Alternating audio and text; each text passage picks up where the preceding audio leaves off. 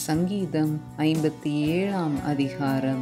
தாவீது சவுலுக்கு தப்பியோடி கெபியில் ஒதுங்குகையில் தனக்கு நஷ்டம் நேரிடாதபடி அல்தஷ்கேத் என்னும் வாத்தியத்தில் வாசிக்க தாவீது பாடி ராகத்தலைவனுக்கு ஒப்புவித்த மிக்தாம் என்னும் சங்கீதம்.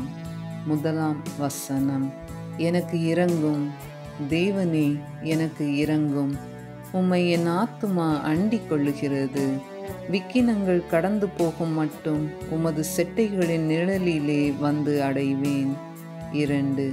எனக்காக யாவையும் செய்து முடிக்கப் போகிற தேவனாகிய உன்னதமான தேவனை நோக்கி கூப்பிடுவேன். 3. என்னை விழுங்க பார்க்கிறவன் என்னை நிந்திக்கையில் அவர் பரலோகத்திலிருந்து ஒத்தாசை அனுப்பி என்னை இரட்சிப்பார். தேவன் தமது கிருபையையும் தமது சத்தியத்தையும் அனுப்புவார். 4. என் ஆத்துமா சிங்கங்களின் நடுவில் இருக்கிறது. தீயை இறைக்கிற மனுபுத்திரருக்குள்ளே கிடக்கிறேன். அவர்கள் பற்கள் ஈட்டிகளும் அம்புகளும், அவர்கள் நாவு கருக்கான பட்டயமுமாயிருக்கிறது. 5. தேவனே, வானங்களுக்கு மேலாக உயர்ந்தருளும்.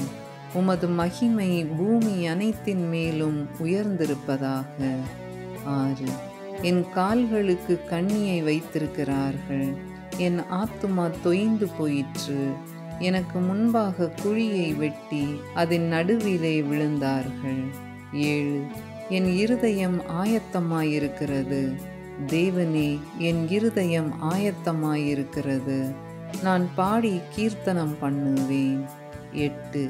என் மகிமையே விழி, வீணையே சுரமண்டலமே விழியுங்கள். அதிகாலையில் விழித்துக் கொள்வேன். 9. ஆண்டவரே, ஜனங்களுக்குள்ளே உம்மை துதிப்பேன்.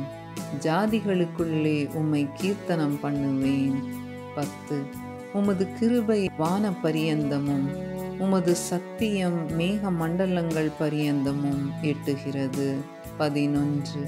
தேவனே, வானங்களுக்கு மேலாக உயர்ந்தருளும். உமது மகிமை பூமி அனைத்தின் மேலும் உயர்ந்திருப்பதாக. ஆமென்.